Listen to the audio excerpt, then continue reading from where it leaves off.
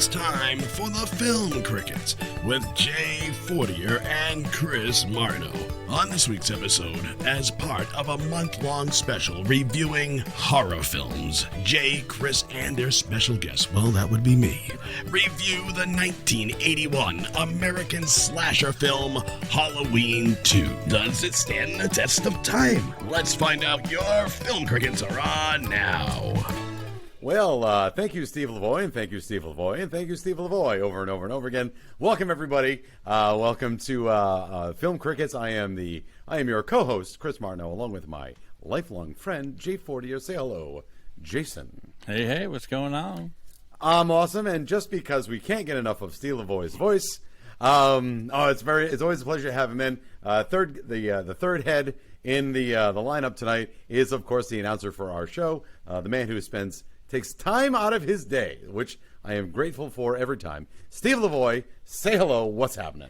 You know, I'm getting a lot better. Like, I can actually do it on just a few takes now, where it used to be like, nah, I don't like that. No, try again. No, say it this way. No, say it this way. No, say it this way. And, you have fights with yourself, and you're like, so I'm getting better. I kind of got the tone now, I think. I hope. All right. Well, either that or just lower the bar. I mean, either way, we're cool with it. I keep waiting. Whatever you want to call it. I keep waiting for the, all right, it's time, kids. Gather round for the Silver Shamrock display.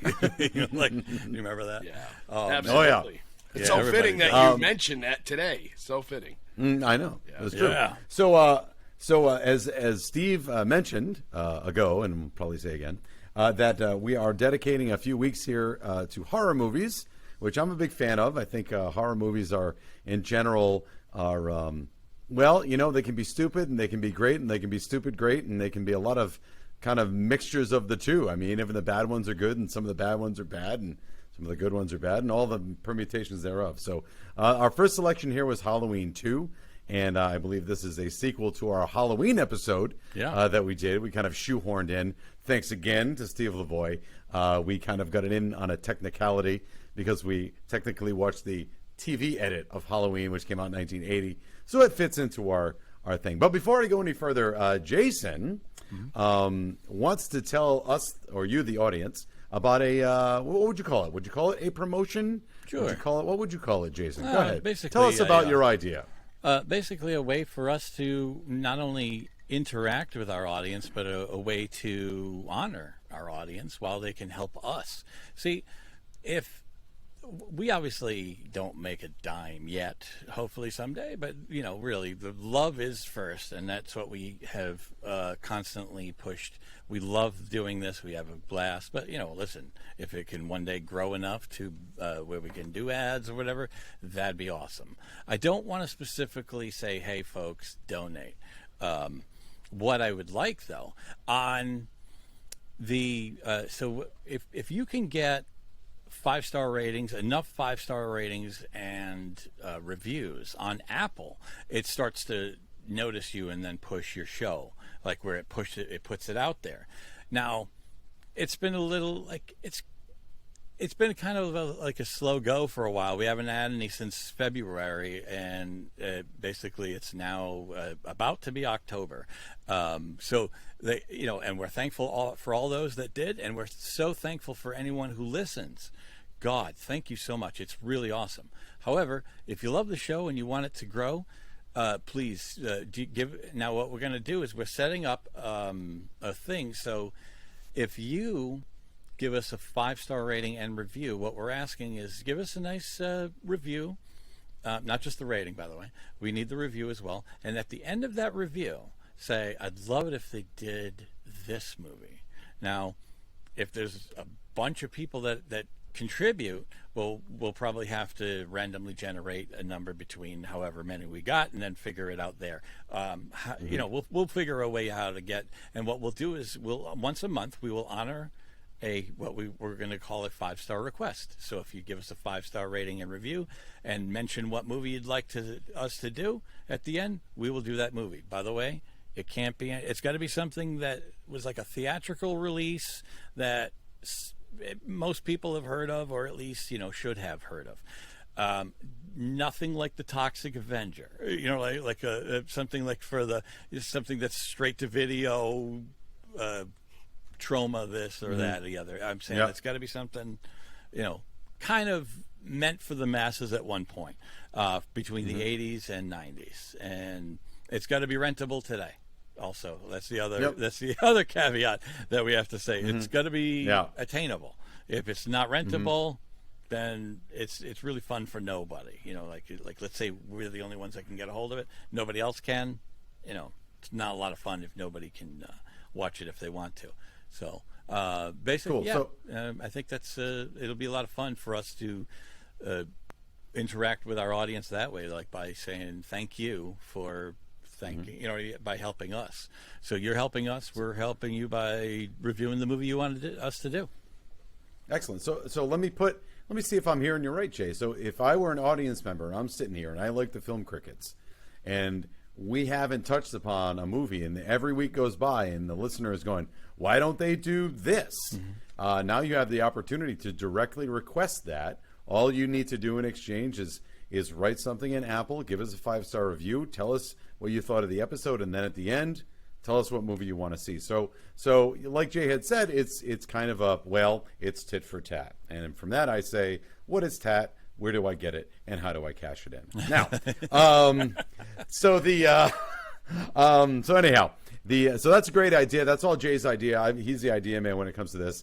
And I think that's super. So again, it kind of shoehorns your participation in our show, which we would also really appreciate. Costs nothing, right? I mean, really, it does. You sign up for Apple if you don't have an account, then give us a 5-star rating and review.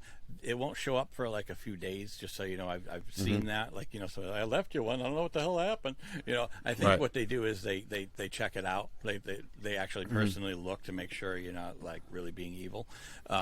So, but speaking of evil, we have a movie. Here's Steve. I mean, what? All right. No, but like, what's his name there? Loomis. Dr. Loomis is pure evil. Yes, Donald Pleasant's pure evil. He is pure evil. All right. So what we're going to do today, we watched Halloween 2. So this came out in 1981. Before we go into the one-sentence rundown, my personal... Not only the night that he came home, but the night that it premiered on NBC and took a ratings hit at the box office because people stayed home to watch the other one. Really? Yes. I did not know that. Oh, boy. I think they made the right choice. Oops. Before we get to the one-sentence IMDb description, let's talk about... I kind of like this. When was the last... Except for recently, like for me last night, and Jason, last night into this morning, and Steve, I'm not sure if you watched this in 27 parts and 2-minute snippets. When was the last time you saw this movie previous to this viewing? So I'll start with you, Steve. Probably a year ago. It seems to be on AMC every Halloween. Halloween 2, for some reason, I don't know if it's cheaper of all the Halloweens, but Halloween 2 is always on TV. It seems to have been, even growing up with LVI and maybe 38 or whatever in Boston, it seems like in Channel 27, it seems that Halloween 2 was always captured. I think even more than Halloween 1. I'm not sure why. And that... So last year, all right. That, I have to say, that's probably why you like it more than part 1, right? Like isn't that what you said? Like you kind of like. I don't own any of them, right? Yeah, I don't own any of them, and I think I got to see 2 more than all of the others. So I think it was just kind of like, yeah. I did watch it last night into this morning as well, and I don't own it, so I did see it on YouTube, and this time in 10 different parts. So it wasn't too bad. Oh, good. It wasn't too bad. It was in 10 different, and I didn't have to find them. They were all right there. So that was cool. Oh, that's nice. It wasn't bad. That's funny. All right. So Jay, what about you? When was the last time besides last night? Could be the early 90s. Long time. All right. I knew it was a long time since I've seen it. Yeah. You know what's funny?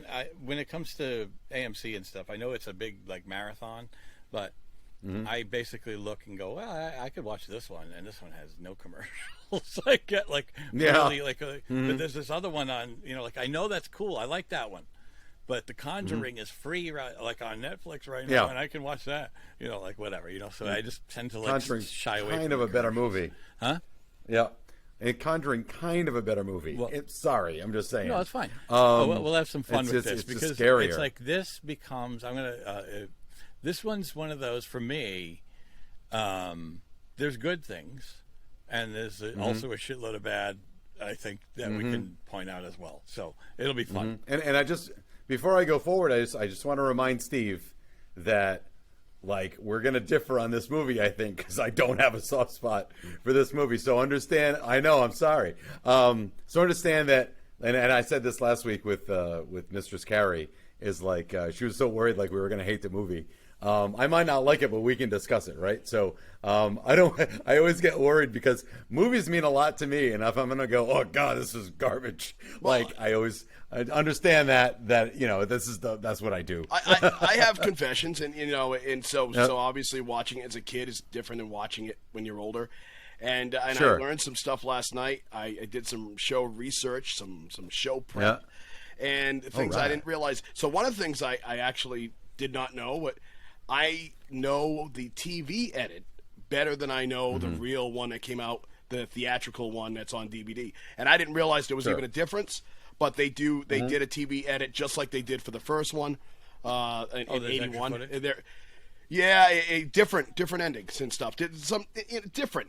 Some of it's just there's extra. Some of it's just edited as far as being more family friendly in the language area. So there are some differences, and there's tons and tons of websites of people that love Halloween, all of the movies, and they catch every detail. It's amazing. I mean, if you're into it, there's a lot of fan sites to Halloween. That's cool. Yeah. That's cool. You mean they don't do the Amazing Grace song on the TV? That's amazing. They do. So, no, they do. That's the thing. But the words have changed a little bit, and I never even knew how dirty the Amazing Grace song was. Oh, I didn't. I forgot what you were talking about for a second. That guy. Yeah. You know what? That guy plays like 90% of his roles are like douchebags. Oh, absolutely. He played I a noticed rapist that, in The Accused. Good times. And just on a note, what Steve said, I only knew the movie Animal House from the TV edit.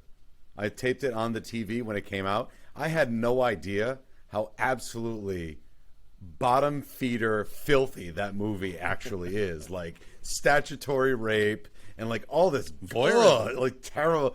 Yeah, voyeurism, like so much stuff that's just not okay. And I had no idea. I just thought it was like, oh, party guys in a college. I didn't know, and I watched it one day. I'm like, oh, this movie's terrible. All right, so anyway, back to Halloween 2. I was never a giant fan of. I like Carpenter's Halloween for an obvious reason. I'm a big Carpenter fan. I always have been since The Thing and Big Trouble in Little China. So I always liked Halloween. Halloween, there's a series I never really got into that much. I just don't really care for the character. Doesn't do anything for me like the other the Mount Rushmore of horror guys. Michael Myers doesn't really do it for me. I did see Halloween in 2018. I did like Halloween in 2018. The Blumhouse, I do intend on watching the other ones when they come out. Halloween Kills. But absolutely, I'm going to go see it because now I'm intrigued. But I had not seen this one since my brother and sister rented it, and we were all living at my parents' house. So we're talking like 1986, 7, and like they rented it because it was date night at my house, and I just kind of watched it, and I thought, oh, it's Michael Myers again. And I often conflate these two movies. I always think, oh, Halloween. For a while, I'm like, oh, Halloween, that's the one where they're at the hospital. I'm like, no, that's Halloween 2. Oh, Halloween 2, that's the one where he gets shot and gets up. No, that's Halloween 1. So it's I always conflated them, right? So I thought they were the same thing. Sorry, so nostalgia or whatever. I like horror movies of all types. It's a matter of whether or not this one stands up to the test of time. So let's dive into it, shall we? IMDb, one sentence review. Halloween 2, 1981, rated R. Another brisk 1 hour and 32 minutes. Directed by Rick Rosenthal, written by John Carpenter and Deborah Hill. And in one sentence, while Sheriff Brackett and Dr. Loomis hunt for Michael Myers, a traumatized Laurie is rushed to hospital, and the serial killer is not far behind her. It's going into the star power of this movie. We have Jamie Lee Curtis as Laurie Strode, Donald Pleasance returning as Sam Loomis, and that's about it. Nobody else. Oh, Lance Guest. Yep. Lance Guest. That was cool. Yeah. From Last Starfighter. Right. Which, one of my way, favorites. From Nick Castle. Yeah. There's the connection right there. Directed. Nick Yeah, you're Castle, right. who was the Yep. original Shape, who was the original Michael Myers, directed, and I think he wrote Last Starfighter, right? Yeah, he did. He so, did. I mean, And Lance Guest. So I mean, I imagine there's like that's where the carryover is, where they. Well, I don't think so. So I did see a documentary on the film last night, and so Rick Rosenthal directed the film. He was a director, but he said, you know what? I want to know what it's like to be an actor. So he took an acting class, obviously out in probably L.A., and a lot of the nurses and I think the 2 paramedics. So a lot of these were no names. They were actually in his acting class. He said, "Hey, you guys want to be in my film?" So I think a lot of that came after this film. But yeah, they were in an actors class together. That's where they kind of came from. Cool. And the more I learn about John Carpenter as we go along, and I've liked John Carpenter for a lot of reasons, and it's so strange because he's not like Scorsese, he's not like Kubrick, but boy, I like him. And he is just kind of like a working man's director. He's just kind of like, I'm just gonna direct a movie. He's like Romero. It's very blue collar. He's very like, the direction he gives to The Shape is just walk, just walk. Well, what if there's no motivation, just walk. So Carpenter, I'm a big fan of, but in this movie, he fully admits that this is a money grab for him. He did not want to direct it from go. He thought it was over with the first one. I think he wrote the script, did it in like 7 days with Deborah Hill. And the thing we have to remember about, I do want to add the fact that they were together. Yep. Like did I steal your thunder? Hit it. All right. Go for it. They were together while as they were about to start making Halloween. Now during the filming of the original Halloween, he fell in love with Adrienne Barbeau. And said, I really want to be with you. So, she, they were breaking up in the middle of the first movie. Now, think of this. Now, this is your ex. You moved on to somebody else. And now you guys have to work together to go create something special for part 2. Right. I imagine things probably, are not as exciting and new and fresh, when you deal with the ex, Keep her away from the kitchen knife. Yeah. Right. And I think it's curious too that Carpenter, while he is very artistically talented, has no problem with a paycheck and doesn't mind saying, "I did this one for a paycheck." He says that for Christine, for the new Halloween movie. He's like, "Yeah, I'll put my name on it. We'll just back up the dump truck full of money. You can put my name on it." I think all he concerns himself now is playing new Xbox games and reviewing them. That's his thing. He's got a whole deal with how much he likes Assassin's Creed Valhalla and playing, Madden 2022 on the Xbox. That's all he wants to do. He's done, and that's fine. Because he kind of had it with Hollywood after The Thing, so he just kind of kept making movies. But then after that, he's so funny. He's so humble, but he's such a genius at the same time. There's no way around it. Well, I mean, I think he was into Halloween 2, but he was really into The Fog. I mean, I don't. In some ways, I think they were hesitant to make a second Halloween. I think there was some people going, "Do you really?" Halloween 1 was so good. Do you really want to go down that road? Because it can destroy a lot of great movies, a lot of great films.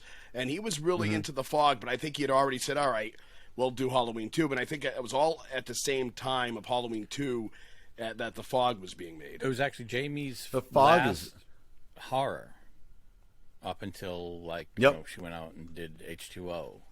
She was sick of doing horror because she had become a scream queen, at that point, and everybody wanted her. She was in Terror Train, she was in Prom Night, she was in The Fog, and possibly another, I don't know. But so think of that. She was kind of getting to the point where it's if she doesn't do something else, that's all she'll ever be.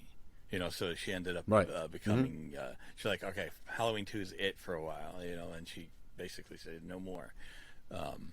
I don't know how much you actually wanted to do Halloween, because Halloween 2,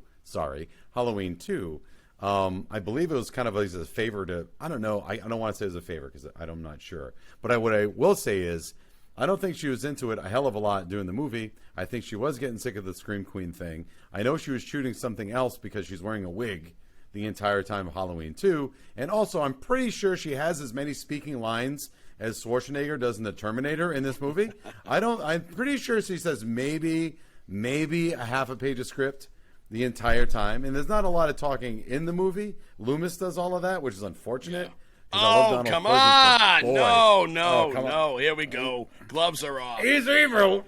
He's evil. Listen, that's what makes the movie. Samuel Loomis. That's the only part of the movie. Character. What are you talking about? Come on. That's the only acting in the movie happens from Loomis. Oh, his over-the-top acting is what makes it. Like, it makes it so believable. Like, if he wasn't so over-the-top, you wouldn't think Michael was anything but this weird psycho killer. I mean, you really had that. He is evil, man. He is evil itself.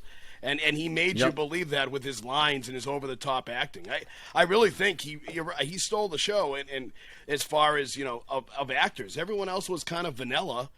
It was really, he was the only one. And he was so over-the-top that he was the whole Sunday, right? I mean, he was good. I will say that while I agree, and I don't mind over the top. I mean, if you watch Day of the Dead, like that guy, you guys don't know Day of the Dead, right? The original Romero. Anyway, there's an actor in that, he yells all of his lines.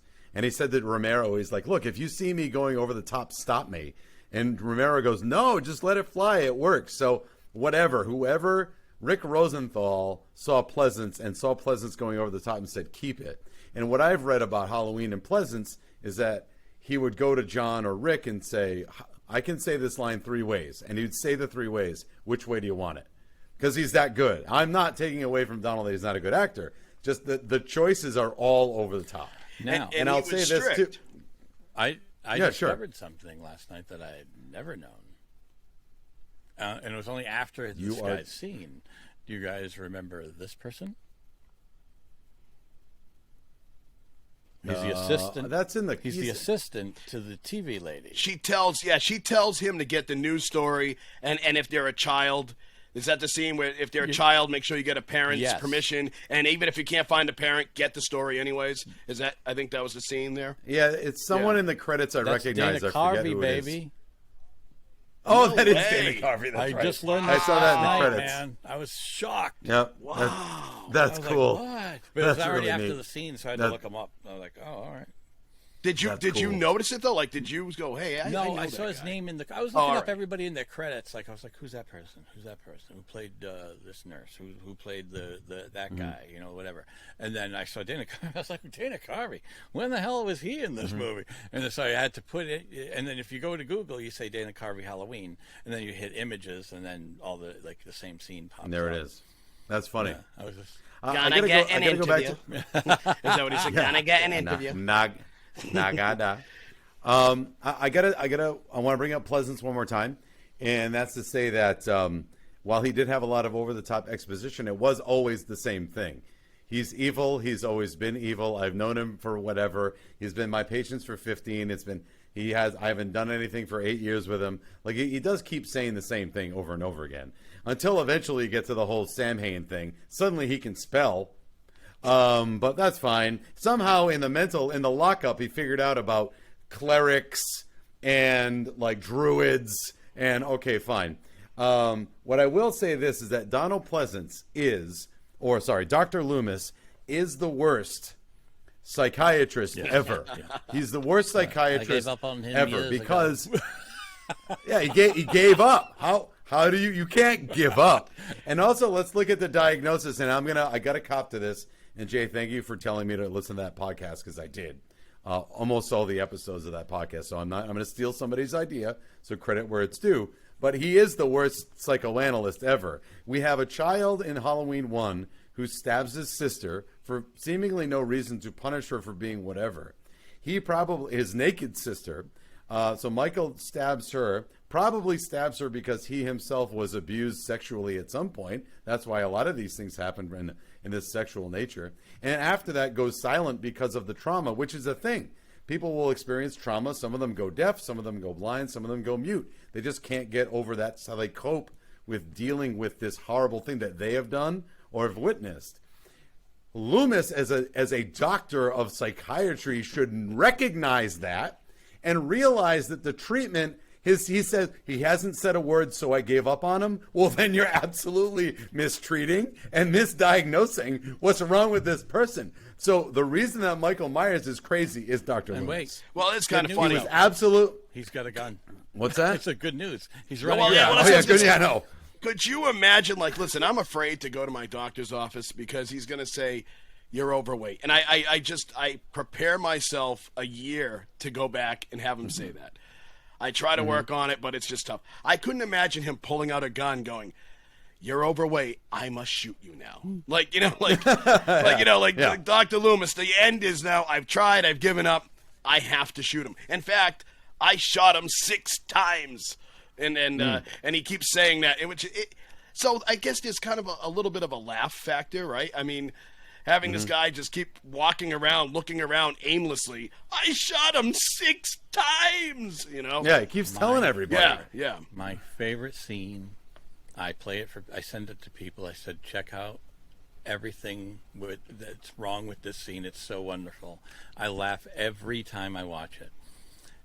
And last night was without exception. It was just, it's the moment when they see that guy that looks like Michael Myers and they start chasing after him. And they're like, wait, stop, right? And the guy just is like acting like I'm just going to ignore. There's this flashing police lights over there. I'm just going to act like do-do-do-do. And you hear boop, boop, boop, boop, boop, boop, boop, as he's walking. And this cop car comes, I swear, 50 miles an hour on a trick or treating road, right? Like this is still trick or treating time. 50 miles an hour, hits the guy who looks like Michael Myers, and he crashes into a van.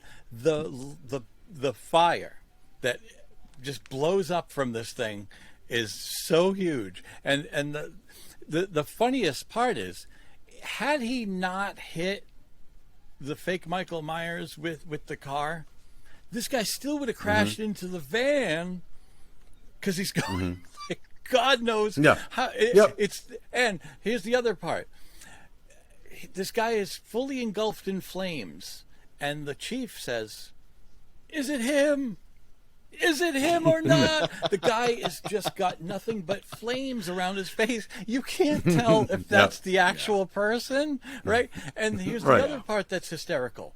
The other car shows up and says, "Chief," or whatever. The police chief. He goes, "There's a bunch of bodies over at this street, and one of them's your daughter." And 3 of them leave the scene, and they leave the guy. Yep. They leave the cop who just killed the guy innocently. He's by himself now with this ball of flame and this poor guy that's up against the thing. By the way, did you guys hear who it is? Well, wait. Yeah. Well, wait a minute. Somebody's when the guy, daughter. No. No, the guy. No, When the no, guy the man. No, it was. Well, I'm sorry. The man who was crushed up against the boy who was crushed up against the van, the one who got killed who was engulfed in flames. Did you see it was who like Tim. Yeah. Tim I'm sorry. something Yes. or No, whatever. it was Ben Tramer. Ben Tramer Tramer, the thank you. guy that Jamie Lee Curtis said, "I'm kind of interested in Ben Tramer in part 1." Oh, Jesus Christ! right. All right. And then Well, she did say he was kind of hot. right, and then I remember they were Yep. like, "Oh, Oh. Ben Tramer's going to go out with you tomorrow," and she's like, "Oh, take that back." She was like, "No." But like they worked him in to get killed. in this. Nice. No, Well, it's just kind good of for them. cool. It was like a nice callback at least. Well, Yep. but the thing, and I think you said it, but the funniest thing too, like you said, when the other cop car comes up, the cop that actually kills him jumps in the other police car, and they just totally abandon the car there with the guy on fire, pinned against the van, and everyone just leaves. No. Yep. Well, are you talking about I on think the TV cop version? leaves. Because on this one he I is could be wrong. literally standing there like Dr. Loomis, the guy who's the messenger saying your daughter's dead, and the chief jump into the car, and the guy who just like slammed into the kid is just standing there going like And it's like I Yeah. don't think you want to leave him alone. He just killed somebody. Yeah, they do kind of ditch some people. Yeah, And They by didn't the way, care about PTSD back then. What's They with the really riot? that wasn't Nah. even thought of. Like, yeah. what was no, the riot no. at the Myers house? They're throwing rocks at it. Yeah, I didn't understand that. Why was there a riot at the Myers house? Well, because I think the news had gotten out that Michael had killed people. So I think it was already one of those houses that they probably didn't want in their neighborhood I know, anymore. but So I funny think they just took it out on the house, thinking he was there or whatever. I don't know. I know, but the opening scene to that is a cop standing on the awning of the front porch while people are just throwing crap at it. I thought that was pretty random, where suddenly there's a mob on Halloween night at, 11 p.m.? What time is it in this movie, by the way? I never know what time it is. It should be like... It should 3 in the be morning, it should in be. Halloween. They make it like it's 10, but it's really about 7 in the evening. This movie, it seems like it should be about 9, but it's about 11 at midnight, and everything is. Oh, I got to go to my shift at the hospital. It's like it's 10. And by the way, more on the hospital later. I got some big problems with the hospital, but I have no idea what time it is in this movie ever. I don't know how long things are taking. I don't know. And why is there a mob at 11 o'clock?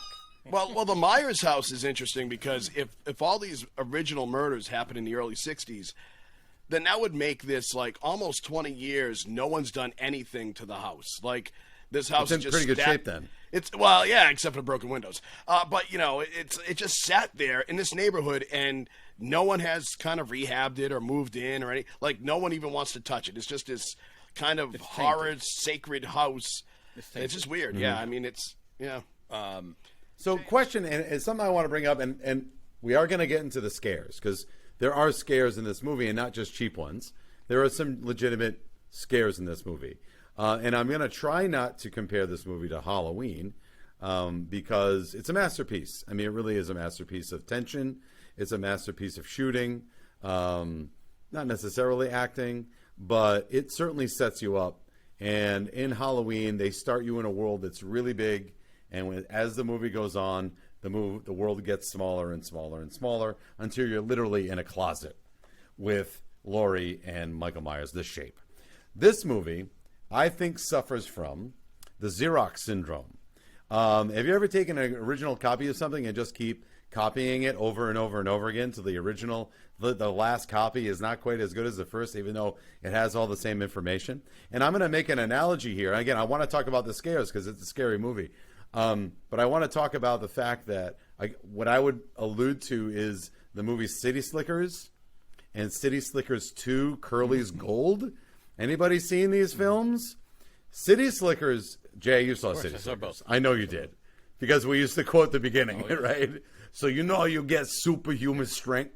So City Slickers is a wonderful film. It's warm, it's funny, it's got meaning. It's awesome, right? And it's a very deep character arc for everybody in the movie.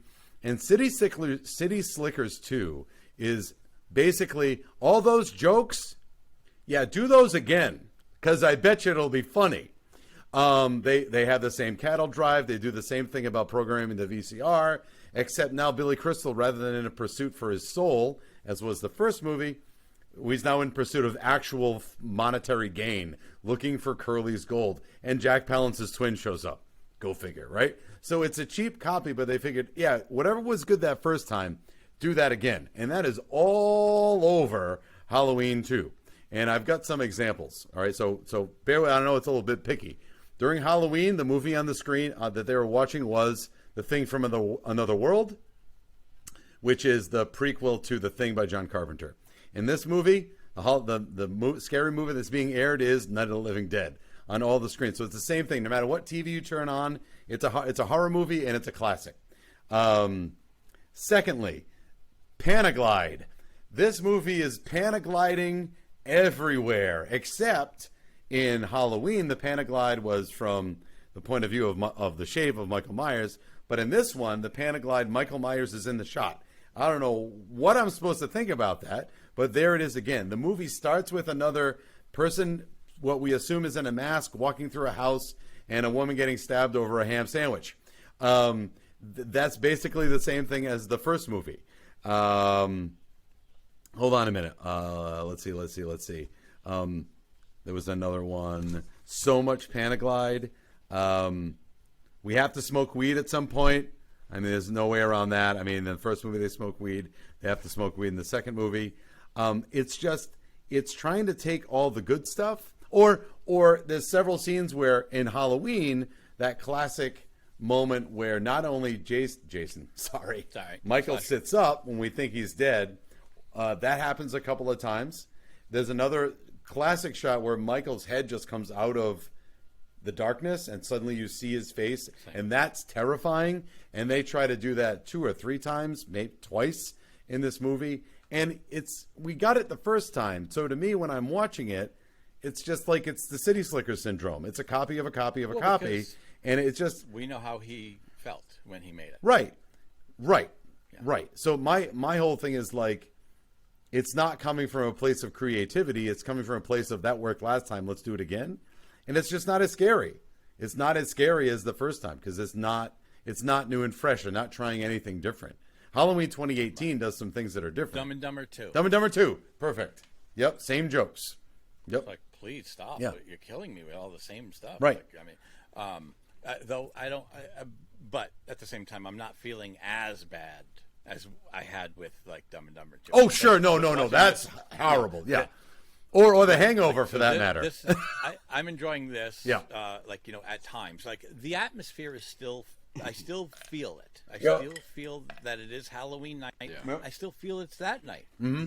They made me believe that it was a minute later Yep. after he left. I agree. Now, I think we've avoided the hospital long enough. Oh, yeah. We should get to the hospital. Absolutely. Because it's a main part of the story where basically Laurie... Now, I do have... It doesn't take him too long to get to the hospital, so it's not like, in some movies where they go, okay, we just can't get out of this neighborhood, and so it's not like that. They really go to the hospital pretty quickly in the movie. I mean, there are some other scenes in the neighborhood still, kind of a continuation of Halloween 1, but then they do get you to the hospital. It's not like the last 5 minutes in the movie, and I think there's an element, though, in the hospital that makes it that much creepier, because...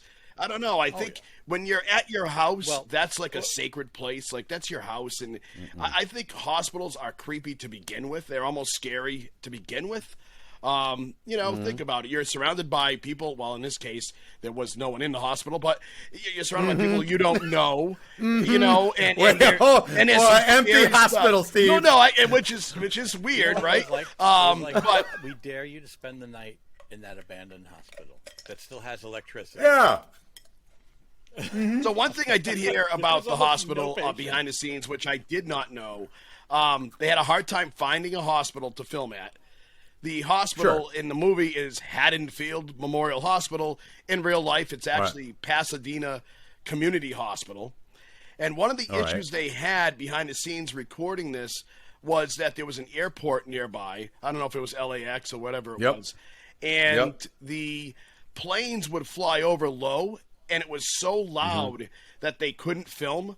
So they set a guy up to the roof with a handy-talkie, with a portable radio, and said, hey, listen, when you see the planes coming, just let us know. And they said it was so hard for the actors to get into the role because it was like, hurry up, go. And they said when they were in a holding pattern in bad weather, the planes would keep flying over every 2 to 3 minutes. And they said it was so hard to film in this hospital. So interesting stuff. I did not. I heard. I heard Jamie Lee Curtis, who did not have a real good time shooting this. She was kind of like, I guess I'll do this movie because I owe it to John. I think it was that's also the fans. She said she did the movie. She owed it to the fans. She owned it to John. But she just, like, that part of it drove her absolutely nuts. It was absolutely miserable to do. It's a night shoot. Jay, you mentioned the fact it's an empty hospital. It's the most empty hospital I've ever seen, not only from the standpoint of patients, staff, but staff. There's like 6 people run this hospital at any one time. Babies that have been born. I don't see their moms. There's a little nursery, right? Darkest nursery I've ever seen. And the other thing is, too, they didn't vet the nurse very well because she didn't stay to watch the babies. I'm going to go sit in a hot tub. Well, not only that, but every nurse was young and hot. And I'm not saying that nurses aren't young and hot, but Where was the older, ready to retire nurse? Nope, didn't exist. All of them were young and hot. It was like, okay, that's a pretty nice hospital. I mean, where can I break my leg to go stay there for a few nights? You know, it was. Oh yeah, that's what I'm saying. It's like, they had that element, obviously, like horror films do. It had that element of sex, and appeal. So there is something to that, and that is they started to Halloween set the standard. Then others started to like Friday the 13th took it the step further with the blood and the gore and the sex, and then people started to like flock to that. So by the time Halloween 2 came out, it had to give into its own pressure to be basically a parody of itself in a way. Like it now became the sex, drugs, and the whole night, and the blood. Like this was a lot gorier than Halloween. Halloween barely showed any blood. But I thought here's one thing that I found, like the lazy writing thing that you like to mention, Chris. Here's a prime example. She gets into the back of the and let's just say, I don't know, let's say Lance guessed the guy, Jimmy was his name, right? Yep, So I think so. Anyways, they're like, this person? It's Laurie Strode, right? Laurie Strode was not like a popular student as of yesterday. She was walking around with her books and nobody paid attention. Oh yeah. How is there? Okay, let's just say he went to school with her. Okay, they get to the hospital. They put her on the on the other bed, right? On her own, like in the emergency room with the drunk doctor. All right, but the other lady, the other nurse goes, "Hey, that's Laurie Strode." It's like, did Taylor Swift arrive at the hospital? Like, how are people knowing who this is? And by the way, let's add one more thing. The news reports of the dead people made it to the public before the chief of police knew about it, and the chief of police's daughter is one of the dead. Like, I was like, so there's a guy standing there going, there's there's 3 bodies, and they talking about, it's like that shit wouldn't even been close to being broadcast on the news before. At least, you know what? How about tell the parents? And who the fuck is Laurie's parents? Exactly. By the end of the movie, she's not. They've not shown up. Came, the end of the movie is over. They still don't know where the fuck they are. Hey, look, they had a party to get to, Jay, and they're gonna be back late. Where'd they go after that? Yeah. Oh my God. Wow. That's absolutely true. And that's no, that's lame. I mean, that's obviously a lot of lame.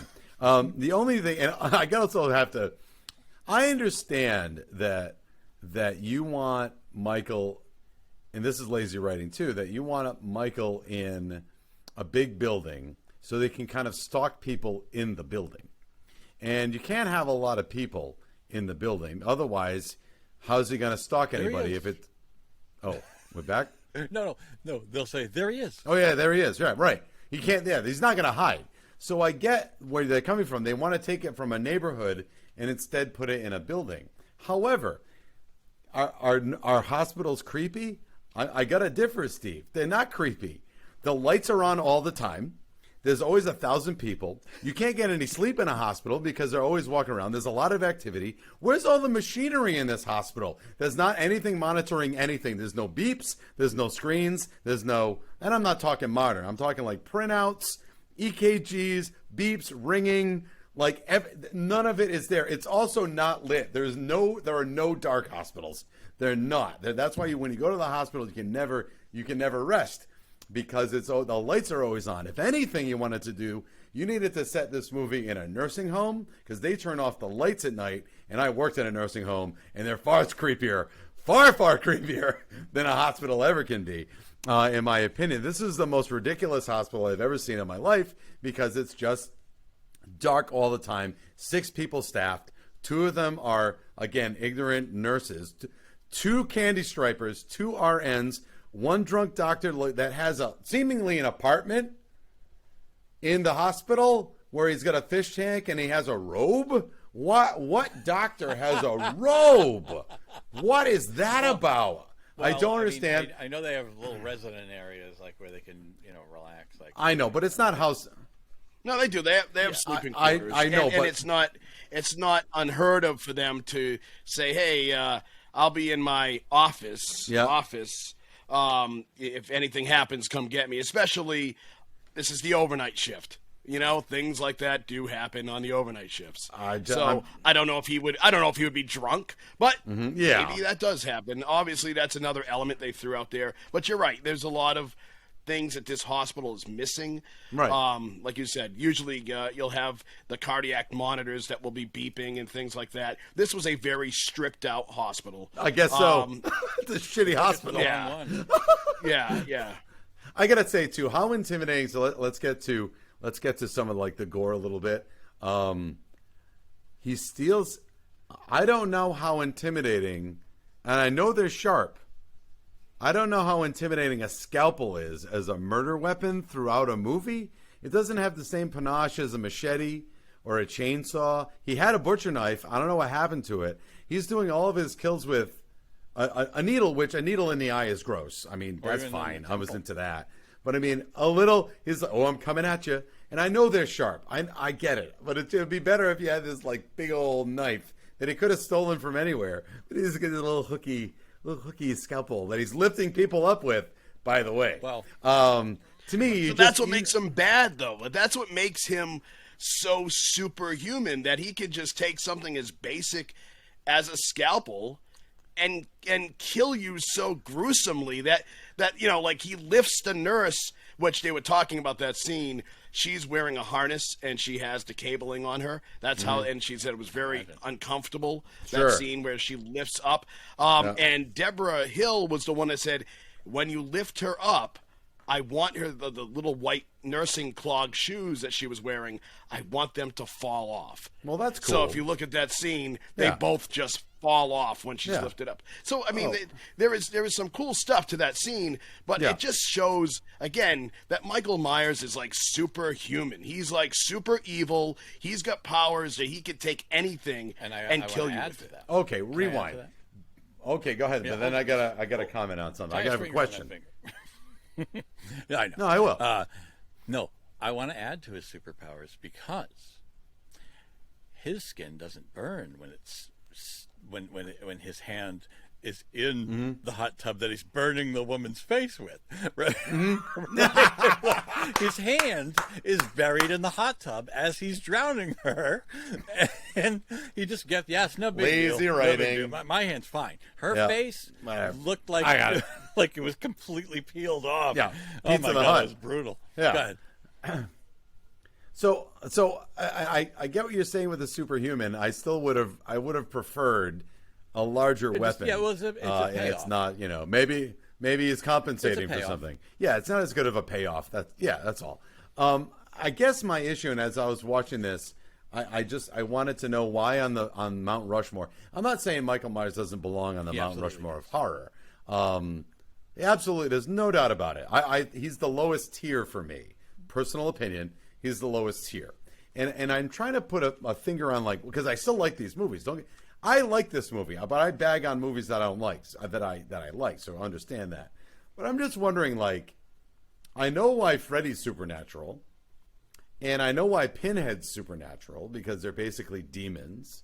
I can almost know why Jason Voorhees is supernatural, because at one point, like, even maybe not the earlier films, but in the later films, they resurrect him with lightning, almost like Frankenstein. So I can get why he's supernatural. Why in the fuck is Michael Myers this indestructible? He's just crazy. And no, you can't convince me, well, he's just evil, because he's not. There's no incantation was made. I know they're hinting at it when they put the Samhain thing on the board. And if you look at the novelization of Halloween, it pretends like some Celtic spirit is been possessing Michael Myers, but we can't do that. That's not canon. We have to go with the movie that's canon. And there's nothing that tells me he should be able to take 6 slugs and burn to a crisp And I don't understand. That's why I don't think I like it, because as stupid as this sounds, and I love horror movies and how unrealistic they are, that doesn't make any sense to me. And I guess it never sat well. You get what I'm saying? I think. Again, I like him, and I like these movies. I just have a hard time with his indestructibility as opposed to everybody else's. I think in comparison, I'm going to compare him to Jason for a second, just because it's one of those things you're going to have to say, okay, makes no sense, love it anyway. And here, no. Oh, sure. Here. Oh, I do that all the time, but yeah. Last I'm sorry, we saw Dave. Jason, I'm sorry. he was 12 when he drowned. He was not a big hulking man. So his mom dies, and all of a sudden this unexplained guy who is now like an adult is running around killing everybody. Sure. No one gives a shit because they like it so much. So they go, that's okay. Oh yeah, sure. You know, so, whatever. So we like Michael so much, we're gonna skip the fact that this doesn't make any sense because it is so cool. So there's no good explanation. Not even John Carpenter. I know. Yeah, I have to agree. To me, especially when I was younger, he was almost a bad Superman, right? I mean, he could do things that like you didn't even question it. You just said, "Wow, this guy is that bad." Like, you I know? think John Carpenter can't explain. And he has these superpowers. Right? Yeah. I mean, no different, but no different than like Superman or Batman. I mean, is that real? Is there really a guy that can fly? I mean, I think that you have to put in your mind that this guy is just like the opposite of a superhero with the same powers, and except this guy is evil powers. You know? Right. I guess I taking it too serious, you're gonna say, wait a minute. Now, if you said that he was an evil spirit from the beginning and he's not human, okay. Yeah. Maybe that's even scarier, right? I understand what you're saying. They're trying to say he's just psychotic. Well, that doesn't make him like super where he doesn't get killed, can't get burnt. I mean, there's a difference. But I didn't see that growing up, and it's hard to even see it now, just because I just remember Michael Myers just as Michael Myers. That the embodiment of evil, and it's so pure that's what makes him like indestructible. So there's no good explanation. I guess the best you could say that them kind of like shuffling it off is the last line of Halloween, which they bring back in Halloween 2, is Jamie Lee Curtis says, "Was that the boogeyman?" And Loomis says, "Yes, it was." And the boogeyman is a fictional character, but that's the best embodiment we have of a boogeyman who is kind of a demon. And I get it. I'm not taking this movie seriously because I still enjoy the scares. But I guess that's why I have a problem with him. Of all of them. And they're all nonsense. Sure. I mean, it's all crazy. I mean, Pinhead, come on, sadomasochistic demon that wants to have sex with you and torture you, but he's really the hero of the movie. Like, I get it, I know. But I just always had a problem with this guy particularly, because while Steve, that's a really good analogy about Superman. Like, look, he's a Superman. He can just do whatever. And I don't question it. But Superman had an origin story that makes sense. And Michael Myers really does. No. He was just a kid, you know. So, but we loved it though. We absolutely loved it. We ate it up. I'm not saying I don't love it. I'm just saying that sometimes I have a problem with this particular character just because of that. And now again, I'm not saying I don't like it because I do. Comparison. There was no explanation on how he became an adult from a 12-year-old drowned victim. He drowned. Sure. Right? Mm-hmm. Which is why Mom flipped out. Yeah, he drowned. But he jumped out of the lake, though. He became an adult to kill everybody. Like, how did he grow? We don't care because we like it so much. Yeah. So it's really good. You gotta have to just okay, fine. Like it's yeah, I know. Well, I mean, if they told you he's now 110 years old, you'd be like, what? Mm-hmm. But you'd be like, oh, wow, he's 110 years old and he can still walk and kill people like that? Whoa! You know, like, I guess we have to kind of let go normal reality a little bit and just go with the movie. I mean, some of the bloopers too, I think it wasn't really a blooper, but you got the kid who's walking down the street with the boombox on his shoulder, and he's listening to the news. What kid is listening to news with a boombox? Like, that just didn't even make sense. That's kind of funny. You know, it's like, so stuff like that is like, and again, being younger, I didn't didn't really key in on that, but now it's like, all right, come on. He's listening to NPR on his boombox in the middle of the night. I could have been sitting in his car listening to the news, and that would have made 10 times more sense. Sure.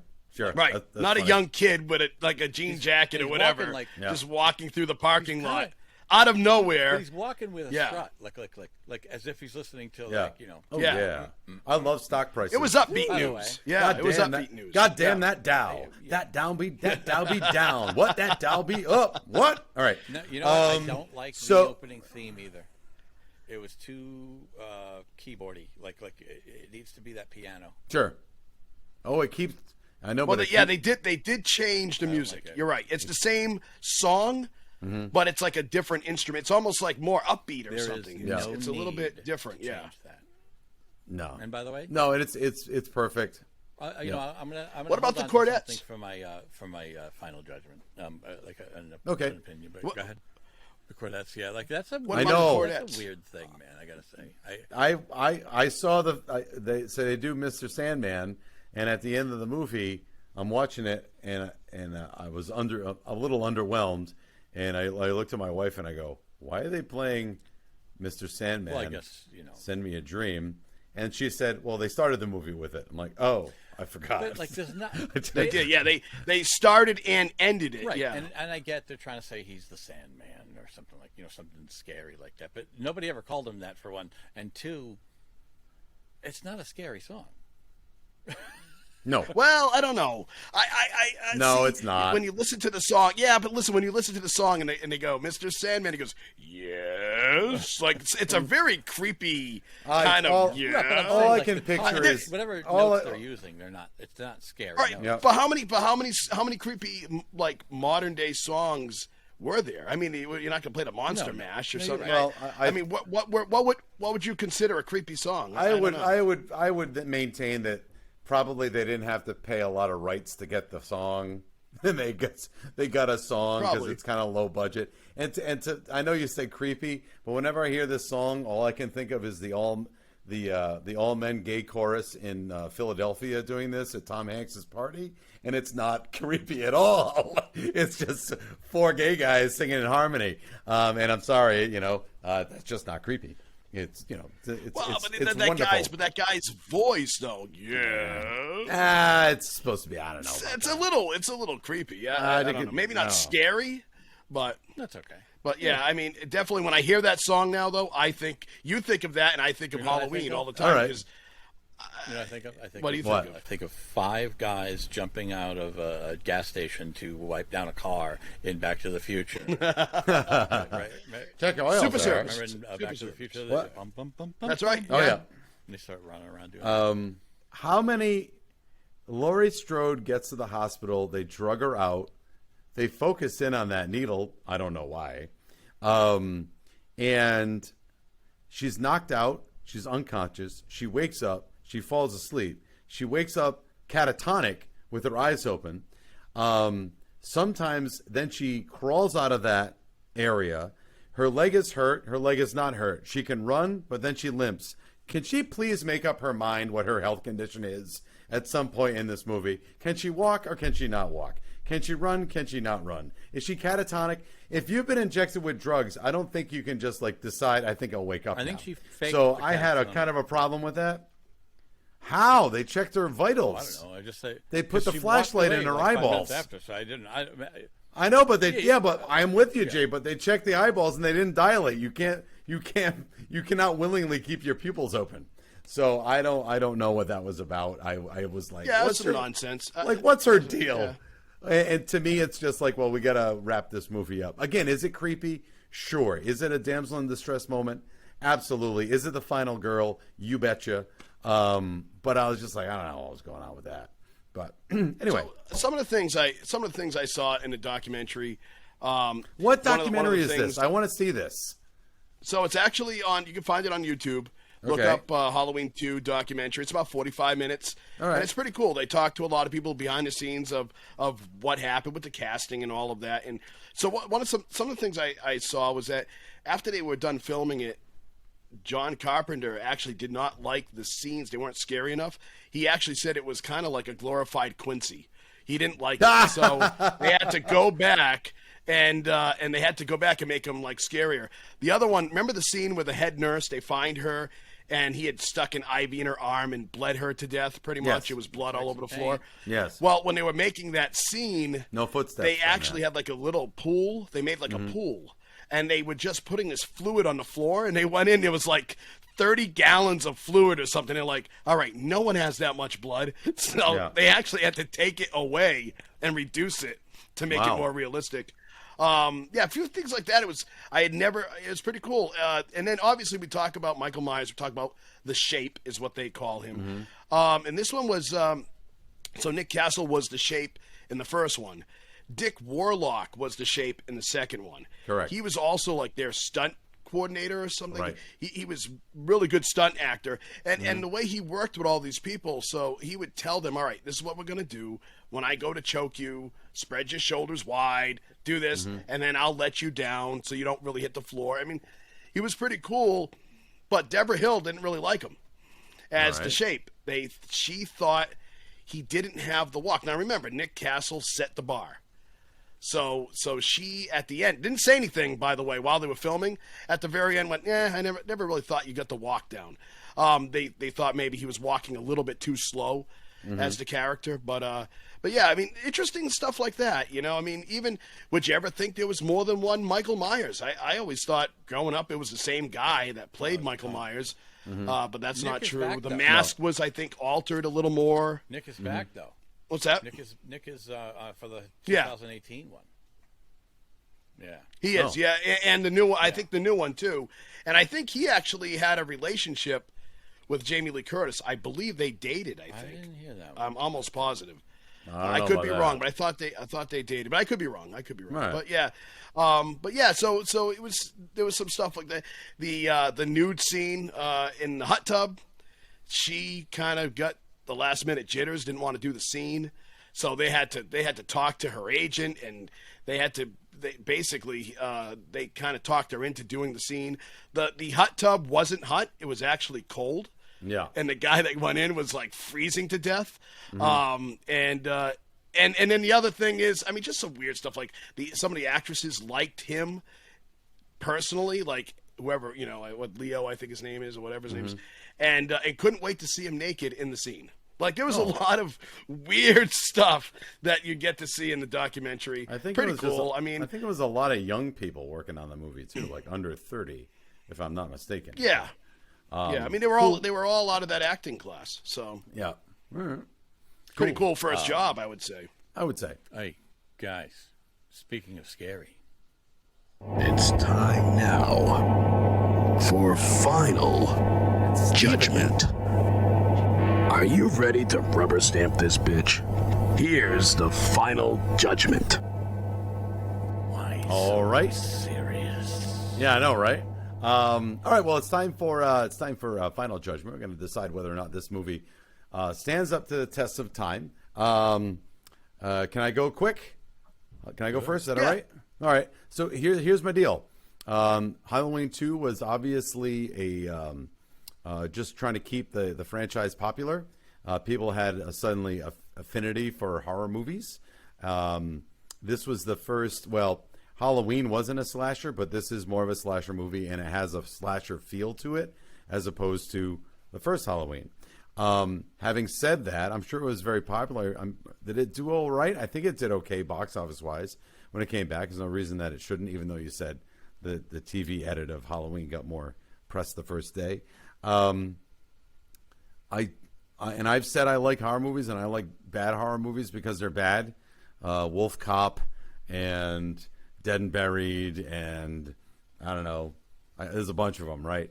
I don't think I was nostalgic for this movie because I saw it so long ago, and it was the follow-up to Halloween.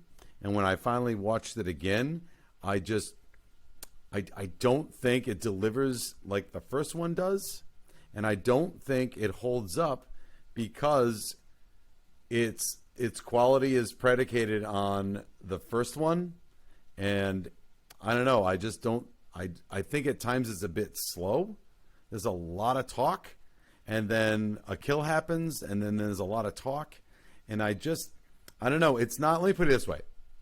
It's not, it's going to sound dumb, and you guys, listeners might not agree, and you can email Jay on this one. No, I'm kidding.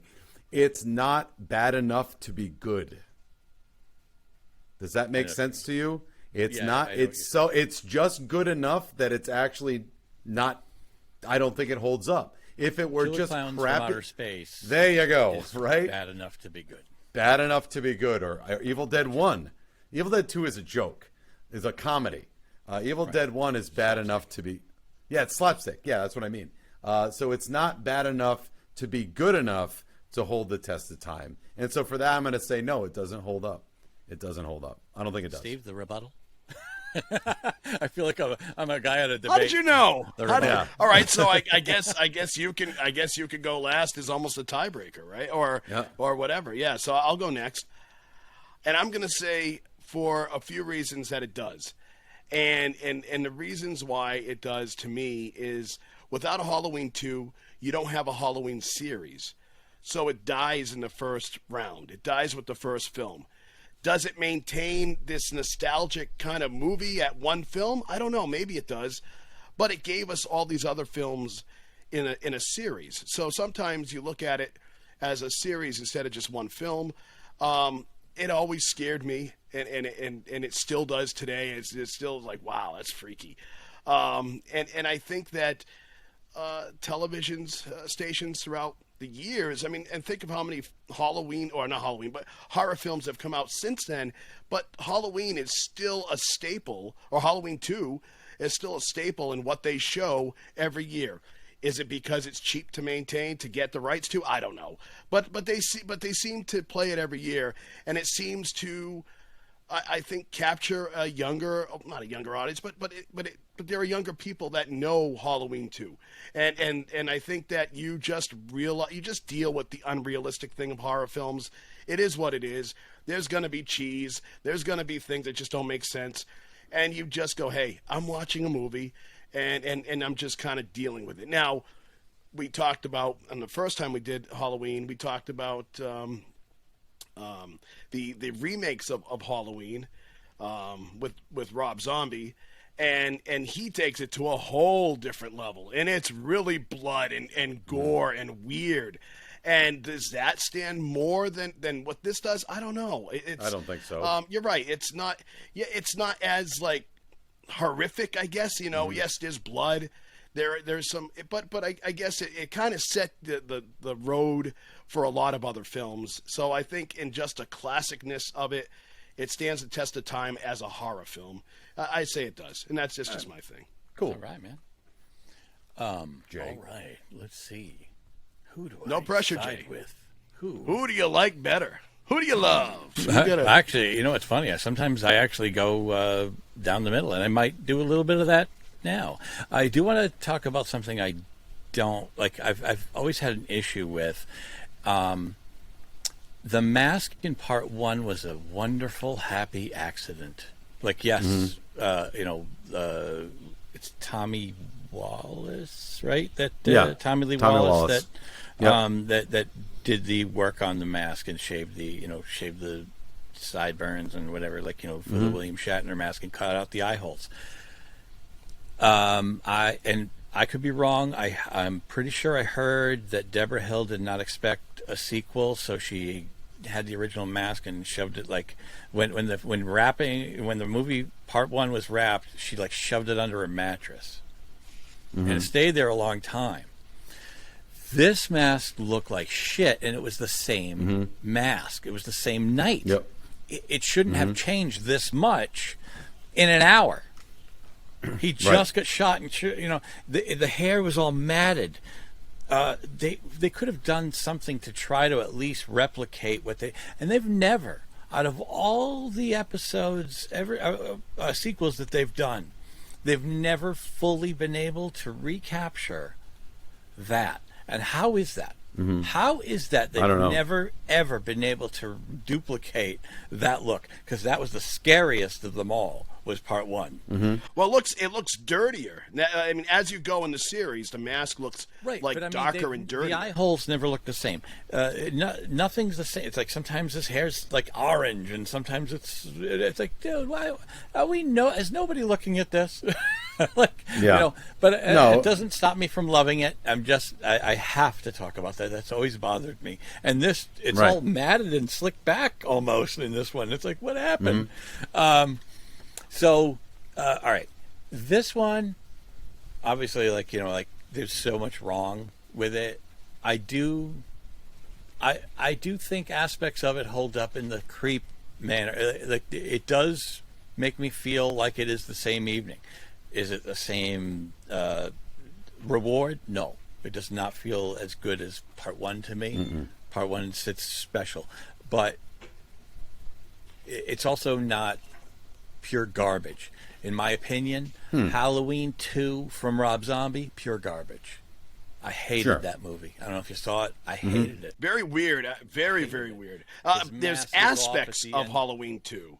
But I mean, Yeah. the mask is off. There's at the end. aspects. There was the hospital. Yeah. No, but I'm saying I just couldn't stand it. Like, his mom's walking around with a white horse, and there's the young Michael Myers somehow is a spirit that's holding down a victim while adult Michael Myers is killing him. It was like, this is awful. So I don't mean to go on a tangent on Strange, that. yeah. I just really hated it. Yeah. So this is like an Oscar winner compared to that. No offense to Rob Zombie. Sure. I think he makes some good films. Even part one of his remake was good. I liked it. But so I would say in the creep factor and the nostalgic, if you liked part one, I would definitely say check out part two just for the canon, and to also just say like, it's the same night and everything. So like, it's not garbage. It just, I wouldn't say it's also awesome like part one. So I would say it does and it doesn't. So I have to agree with both of you in different manners. So I'm gonna be That's down fine. the middle. I'm gonna be lukewarm on that. I've done that a couple of times recently. So It only kind of holds up, is what I would I typically would say it's a tie where there is no winner. It's a tie. We all win because Yes. we So get a now, horror movie. so now we got. Well, let me ask you. Let me just ask you this: does it end with the one coming out? The Halloween no, that's the third. Kills. I Is think it they're- called? I think this one's Halloween Kills, and I Halloween think they're going to say Ends. Halloween Ends. Yeah, but then Yep. Okay. But then we'll see. And that will be it. Because don't forget the search for more money. Spaceballs 3 Yes. or whatever. Baseballs, yeah. So, 2. all right. Well, I think because it's a tie, I think we all deserve to watch Halloween 3: Season of the Witch. So the which has grown on people. Yeah, which has grown on people as time has gone by.